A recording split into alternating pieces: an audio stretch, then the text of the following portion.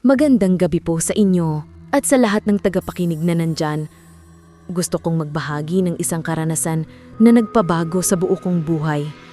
Wala akong ibang mapagsabihan at sana sa pamamagitan ninyo may makinig at paniwalaan ako. Ang kwentong ito ay hindi katang-isip. Ito ang dahilan kung bakit ako nakakulong ngayon sa isang pasilidad na tinatawag nilang pagamutan. Nagsimula ang lahat nang makuha ko ang aking dormitory room sa State University. Habang nagliligpit kami ng mga gamit ni Mina, ang aking roommate, nakita namin sa lumong bodega ng dorm ang isang malaking salamin.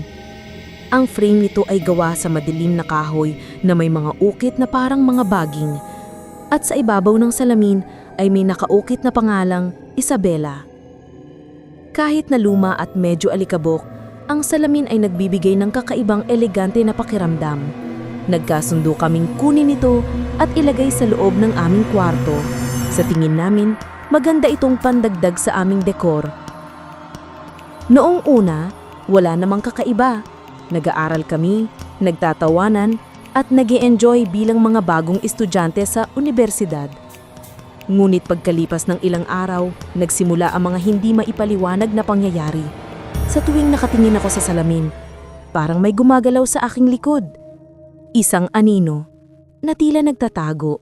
Sa una, inakala kong guni-guni lang ito dahil sa stress sa aming pag-aaral, pero bumigat ang pakiramdam ko.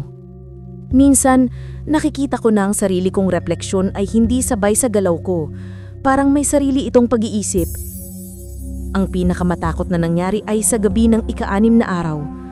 3:00 ng madaling araw nagising ako dahil sa mga bulong. Isang boses na parang pabulong na kumakanta ng isang lumang awit. Napakalamig ng tunog. Nang buksan ko ang aking mga mata, nakita ko sa salamin ang anino ng isang babaeng nakasuot na lumang damit, nakabitin. Hindi ako makasigaw.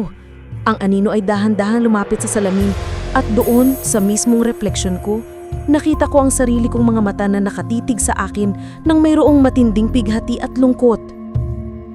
Pagkatapos nun, nalaman ko ang kwento ni Lola Isabela. Siya pala ang dating may-ari ng dorm na nagpatiwakal sa harap ng salamin na iyon dahil sa sakit at kalungkutan. At bago siya mamatay, sumumpa siya na hindi siya mag-iisa sa salamin iyon.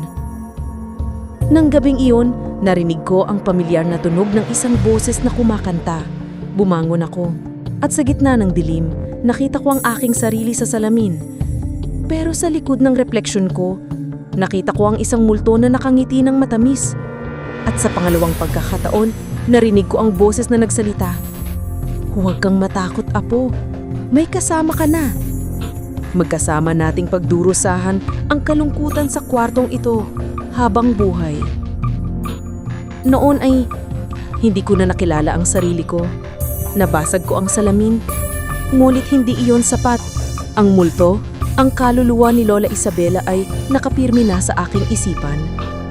Yan ang dahilan kung bakit ako nakakulong sa lugar na ito.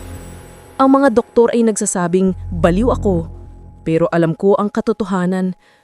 Ang multo ni Lola Isabela ay nananatili sa loob ng aking isipan at sa tuwing tumitingin ako sa kahit na anong bagay na nagre-refleksyon, nakikita ko siya.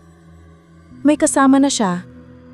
At habang nagpapatuloy ang aking pagdurusa, may boses na bumubulong sa aking isipan. Isang boses na nanghihikayat sa akin na maghanap ng isa pang kasama para mas lalo pa silang dumami. Sana po sa pagbabahagi ninyo ng aking kwento, makatulong kayo. Hindi ako nakatakas. Baka sakaling mayroon pang iba katulad ko na mayroon salamin na nagtatago ng isang lihim. Salamat po.